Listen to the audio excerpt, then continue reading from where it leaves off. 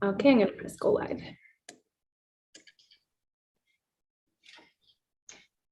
Okay, I think we're live. Welcome, everyone. We are so happy to be here with you today, back for another live edition of our Better Business Conversations sessions.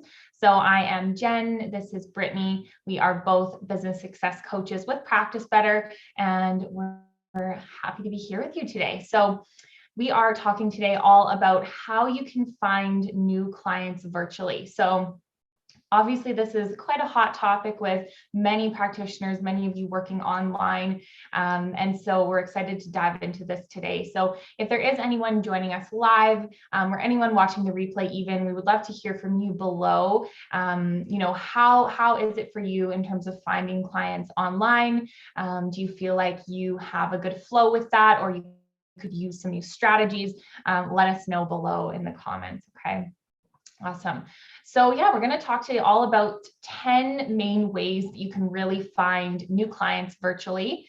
And this is obviously important, right? Like I said, with many people practicing online, but you are in need of having that, steady flow of new clients into your business to make sure that it's sustainable for the long term. So maybe you're working, exclusively with clients virtually. Maybe you're doing a combination of in-person and virtual practice, but regardless, attracting your ideal clients online through virtual, avenues is a really great way to go about it these days.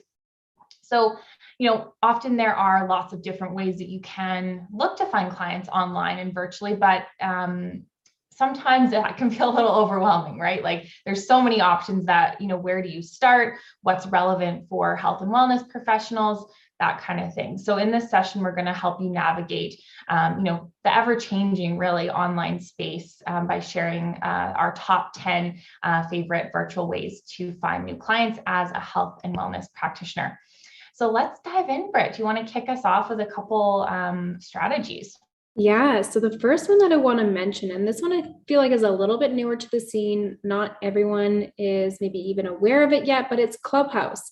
So Clubhouse is an app, so it's available for, your Apple and your Android phones, but it refers to itself as a social audio app, and it's a platform where you can listen in or share your thoughts. So kind of think of it as like a live podcasting platform. And this is really great in that it allows for you to engage with a live audience, and people can actually interact back with you. So it opens up a lot of opportunity for collaborating with your colleagues, getting to know your audience and your community, and kind of interacting and engaging with them, building relationship, and a really great place to showcase your expertise. So, once you're on Clubhouse, you can kind of open a room, you can start and host talks, you can co-moderate with other people, lots of opportunities to just really show off your knowledge and let people know what you're about. And you can kind of think of those people that are tuning into your talks and listening in as people that have taken immediate interest in what you are about. So they're kind of showing you that they're prospective clients through that. So kind of keep that in mind. When it comes to Clubhouse, you can write a really long bio that, provides lots of information about who you are, what you do, provide that social proof, and give them that next call to action. So lots of opportunity to kind of take people from that platform to the next step, but a really great place to start to convey that immediate value and expertise to your clients, prospective clients. The next one we want to talk to you about maybe is a little bit more familiar to people, and that is Facebook groups. So Facebook groups remain a really popular way to provide tremendous value to your community. So essentially what you're doing here is you're providing upfront value to your clients to give them the idea essentially of the type of transformation that you can provide them. So, oftentimes in a Facebook group, you're giving them kind of a taste or a sample, a freebie kind of look at what you can do. And they're also getting a look at the kind of community that you can foster and provide, which is so important when someone is undergoing one of your health transformations. They want to know kind of your accountability strategies, how they're going to stay motivated, if they have kind of a community behind them. And Facebook and a Facebook group is a really fantastic way to kind of show show that and provide that for your prospective clients. So yeah, I think that Facebook is really just a great place to build that know, like, and trust factor with prospective clients, and really just relationship build with them up front and give them a really good idea of what you can offer them.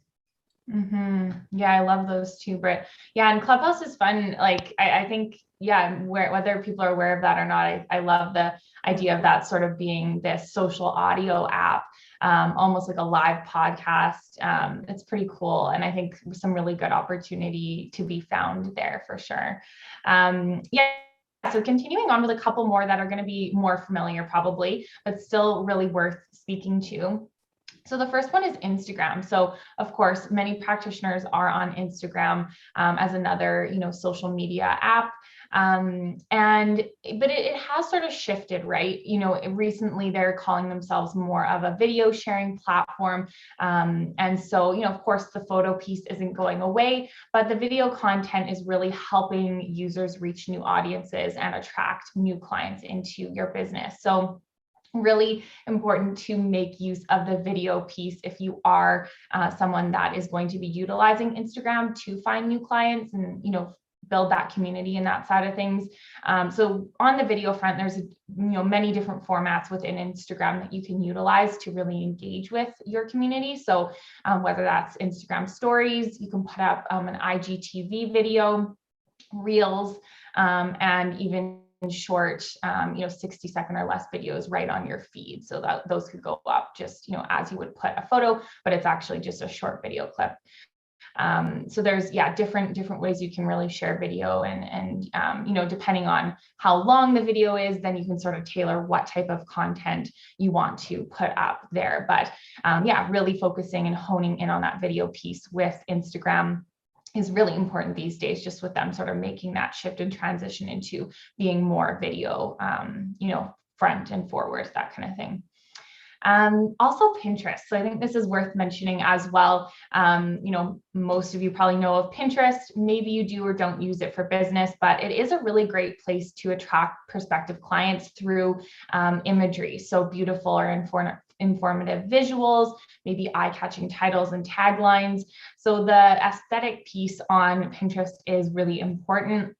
And it sort of acts similarly to, you can think of it like as a search engine. So bringing up results that are visually engaging, directing people to your website to then fully access, your content. So it's sort of just a little snapshot of what you want to share with them, the visual piece, and then that's going to then draw them into, wherever else you're sharing that content. Maybe that's on your website. Just really helping navigate them back to your website, or you could even help navigate them back to your Practice Better bookings page, if that made sense. So you can sort of, have that URL go wherever you'd like. So you can, when you're looking at Pinterest, you could add content like blog posts, recipes, just anything that has sort of that visually engaging aspect to it. Even if if you don't have like an actual photo, you can create something, a graphic with some words on it that still look really, engaging and pleasing to the eye and that kind of thing. So just a couple other options to, really engage with your prospective clients virtually. Yeah, I think you make a really good point about mentioning how Instagram has shifted, because that is one thing with being on the online space, is staying apprised of all the changes so that you're utilizing it in the best way possible.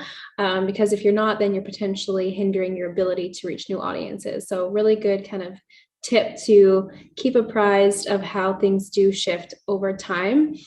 So let's actually kind of pick up where Jen left off and talk about your website. So Jen mentioned you can kind of redirect people from Pinterest to your website, and really your website should not be a place that's overlooked. It's maybe not as buzzworthy as some of the social platforms that we talk about, but the nice thing about your website is that you have full creative control about how the information is displayed, and you can navigate people the way that you want them to. You don't have to worry about any algorithms to compete with. That all kind of goes out the window. So maybe your website is not the first stop. Maybe they're seeing you on Instagram or Pinterest and learning of you somewhere, but then you're bringing them to your website. And this is where you can really start to hone in on who you are, what you offer, your type of expertise, and actually give them the next step so that if they are interested, this is where they are booking in with you or inquiring about services. So you can do things like put a public booking form on your page through Practice Better. You could add a booking widget specific to your website with your services. So lots of ways to actually kind of bring everything together. Say who you are, what you do, but also give them that next action step if they do want to proceed working with you. So your website is, just the place where you get to kind of have full reign, full control over how you're sharing the information and what you're displaying. And it's really nice that we have lots of different ways that you can actually link it and integrate it with your Practice Better account to make that a seamless experience for your clients. I want to kind of circle back to and talk about podcasts. I know we talked about Clubhouse, but podcasts are just similar in that it's an audio sharing app, if you will, but more on the go. So you don't have to tune in live. This is where you're catching a replay and you have the ability to tune in anytime. So it's extremely accessible and a convenient way to reach new people. You know, I love listening to podcasts either on road trips or while I'm cleaning the house and multitasking or during my old commute. That was a fantastic way to kind of multitask, I guess. So, you know, you have the option of starting your own podcast if you want to do it things that way, or if you're not ready to kind of dive in and do that, you can actually seek out opportunities to be a guest on someone else's podcast. And that's actually a really great way of getting in front of a new audience, because it's likely that whoever you're joining in on their podcast, they likely have an established community or regular listeners who if you're pairing together, will likely be interested in what you're saying. So you're kind of leveraging another's audience in that sense. So that's kind of one thing to consider. And we actually have a really great BBC session all about being a guest on someone else's podcast.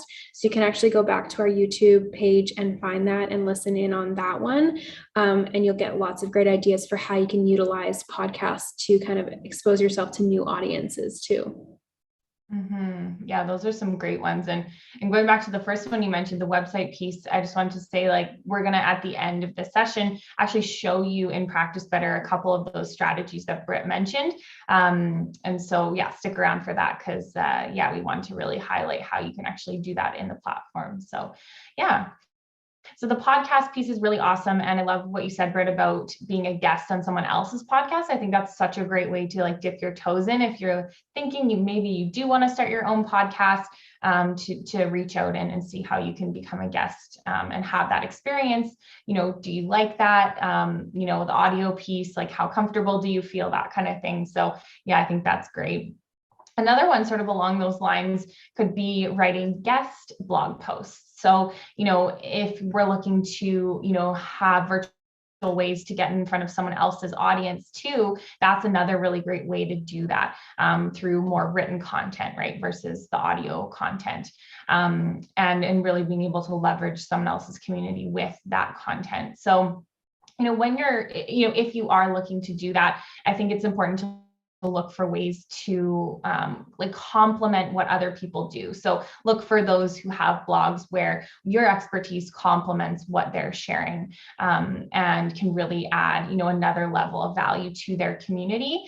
And that will really help, with the content, sort of that it makes sense for that community, that they'll be engaged with it, and that kind of thing. So just, important to find someone that you want to collaborate with from that perspective that really has a complementary offering that you'll see that engagement from, the post that you're going to write for them, kind of thing.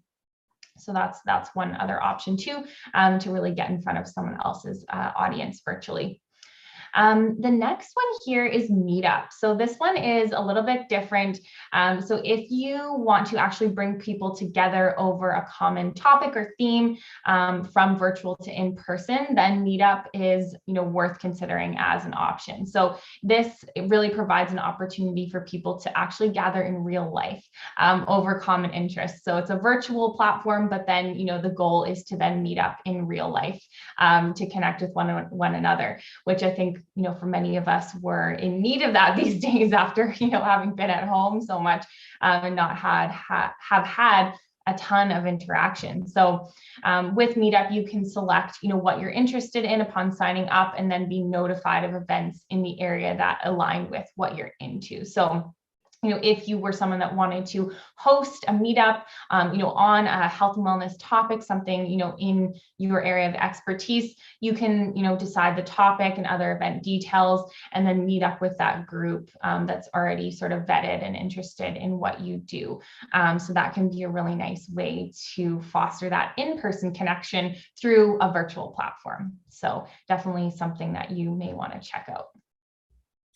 Yeah, I've kind of dabbled in just like looking at Meetup just to kind of see what it's about. And you do see a lot of kind of health and wellness topics on there, people who are maybe doing like a kombucha making workshop and they want people to come out and see them. Maybe they're doing something on gut health. So I've seen kind of the full gamut of different people who are really into health and wellness utilize that platform and make some real life connections from it. So super cool. The next one we want to talk about is kind of where we are right now, YouTube. So a really fantastic way for engaging with your community, because video content is just a really great way of grabbing hold of people's attention. We really feel like YouTube can be that place where you provide a really personal, informative touch point with your community. And that can just lead to establishing great rapport with your viewership. So, this is an opportunity where oftentimes you're speaking directly to the camera, you're showing your face, not necessarily that you have to, but it is common. And this is where you can really kind of allow people to get to know you, see your personality in addition to your experience and kind of what you specialize in, because that's kind of all a part of the puzzle when it comes to working together and making sure that you're finding the right fit with a client and practitioner. So, again, kind of like I mentioned with the website, is oftentimes in the virtual space, you're kind of shifting people from one platform to the next. So maybe people are seeing you on YouTube for the first time, and then in your description, you're providing them plenty of places to go to connect with you further. So maybe that is a booking link in Practice Better. Maybe you're redirecting them to your website or your social media, lots of different places that they can go from there to continue to learn and connect with you. And YouTube, you can show day in the life. That's like a really common one. You can do really informative videos. You can do long form, short content. There's so many ways that you can reach audiences with this. And there's lots of opportunities to collaborate too. So if you're someone who wants to kind of dabble in more video content, if you're really kind of enjoying that on Instagram and maybe you want to explore a new avenue, YouTube could be worth considering and kind of playing around on there. The next one that I want to talk about is Medium. So Medium is an online publishing platform. So this is where readers can go to essentially kind of browse different articles and find different topics of interest for them to read through. So different, kind of like a blog post or an article that they can find different topics. So if you're choosing to kind of publish on Medium, you've now got a place that opens you up to a much broader audience and a larger readership. So you get to be the expert behind the topic. With any post that you're publishing, you get to have your little bio, and it gets to be connected back to you as the author of that post. And they can actually be picked up by Medium. So you can submit your different posts to different publications that are part of Medium, and then they will be promoted for you and just be marketed to a ton of new readers. So those articles that are picked up are either going to be kind of on that front page, or they'll be emailed out to all of the different people that are subscribers to Medium's email newsletter list. So really good opportunity for a post to essentially kind of go viral. So a little bit of a different avenue than just putting a blog post up on your own blog and then needing to market it out. Medium is also really unique because there's also options for monetization. So if you're someone who likes writing, You can also explore joining their program where people can, essentially you're getting paid for people to read your articles. So it's another really cool way of potentially introducing a stream of income into your business while also growing your audience and getting new exposure for your business. So really cool platform for those who enjoy writing. All right, so that kind of sums up our 10 different places and ways to find new clients. So just as kind of a recap there, we had Clubhouse, Facebook groups, Instagram, Pinterest, your website, podcasting, writing guest blog posts, using Meetup, YouTube, and then Medium. So there's a lot of ideas there. We just want to kind of reiterate that it's not necessary to be on every single platform. So, you know, don't feel like you have to be a part of every single one of these. Essentially, my best advice with this would be get to know your ideal client and understand where they're spending time online. And that will help you determine where to focus on finding these new clients virtually. Really, it's just about being able to have a presence, providing that upfront value that's going to be giving your prospective clients insight and kind of clarity into what type of practitioner you are, the type of transformation you can provide, the experience, all of that. And then the biggest thing from there is just sharing your knowledge and what you offer consistently. So really, no matter what platform, they're all going to help establish you as an expert, but you need to kind of show up regularly, and that's what's going to kind of help you bring new audiences in and new clients into your business. So we do want to show you a couple of ways to enhance finding new clients virtually with the Practice Better platform. So Jen is actually going to demo a few ways to make this easier and help streamline that process. So she is going to share that with us. Yeah, let's do it. All right, I'm going to go ahead and share my screen here. All right, Britt, just let me know if you can see that. Okay. Yeah, it looks good.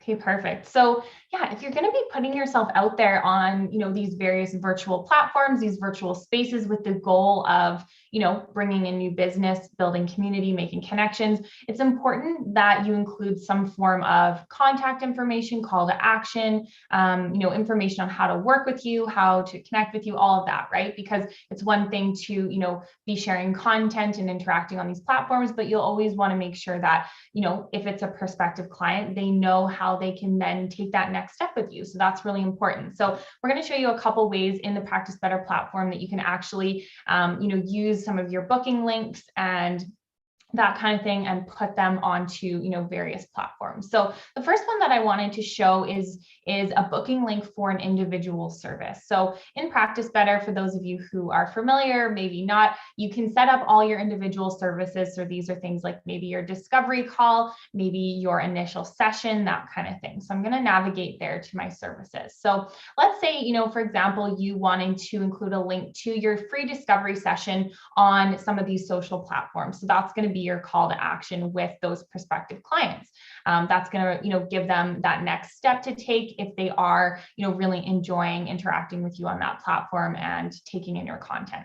So what you can actually do by clicking the three dots here is go share link. And so this is going to generate a public booking link for that service. And the cool thing about this is you can actually toggle this to create a short link.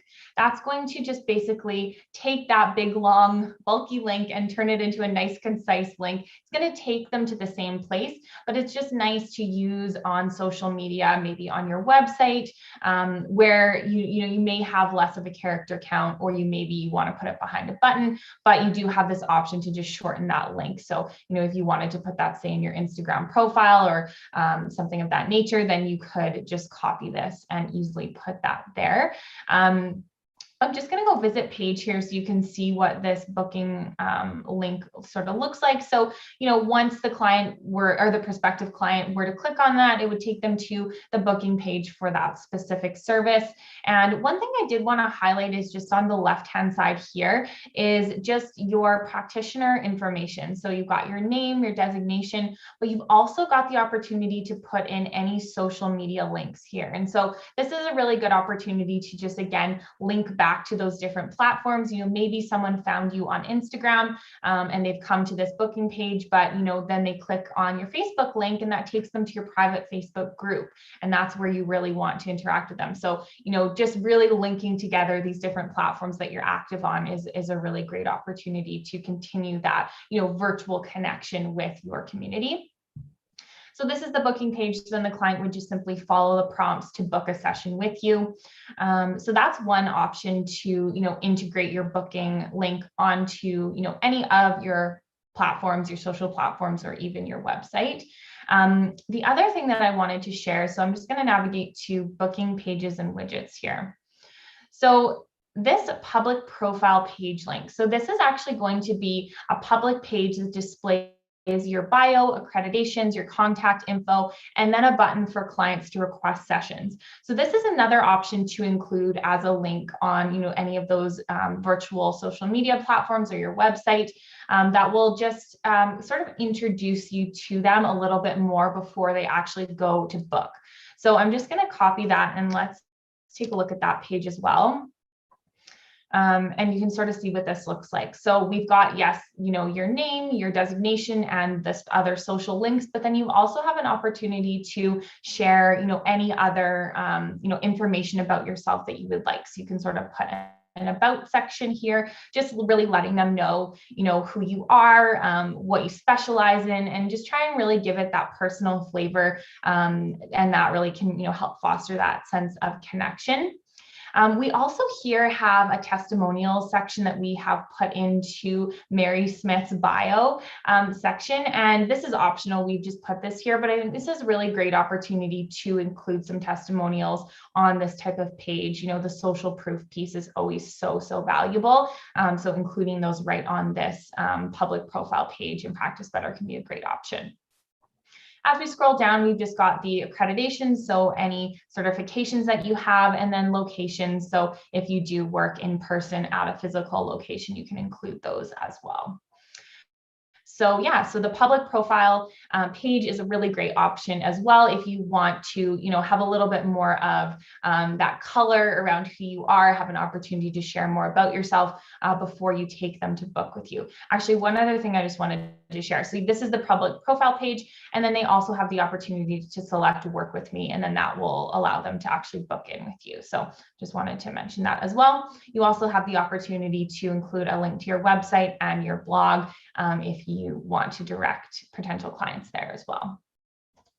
Okay, and one last thing here, I'm just going to scroll down to something called our booking widget. And so this is basically a set of code that you can put onto your website that will allow your clients, prospective clients, to actually book right on your website page. So if you don't want to direct them to a separate page, like one of these booking pages that I just showed you, then you can actually just copy this code and input that into your website, and that will allow them, like I said, to book right on your site. And so you're not directing them to a different platform, a different URL. They can book right on your website. So if you are utilizing your website as one of those virtual, platforms to really build your community and bring in new clients, then that could be a great option for you to keep clients on your website when they are booking your sessions. Okay, so those are the few that I wanted to highlight, just ways in Practice Better, again, that you can really take what you offer through Practice Better and share that on some of these different platforms that we were mentioning, whether that's a link to, a specific service like your discovery call, maybe that's, again, the link to the public profile page, or maybe you want to actually, put a booking widget right on your website. There's lots of opportunity to have Practice Better and the functionality really support you in bringing in new clients virtually. Okay. Awesome. Britt, anything else you wanted to mention on this front? No, I think that about covers it. If anybody had questions about what they saw on the platform today, or they're just hoping to, learn more, you can always look at our YouTube videos. We have so much here to offer. So subscribe to our channel. We put out new content quite regularly. We also have our customer support team who's always willing to help with any questions. You can contact them at help@practicebetter.io. You can email them there. And yeah, we would love for you guys to leave us a comment. Let us know which idea was your favorite. Like this video if you enjoyed the content. And like I said, consider subscribing for more content like this. But otherwise, we'll see you for our next session. Thanks, everybody.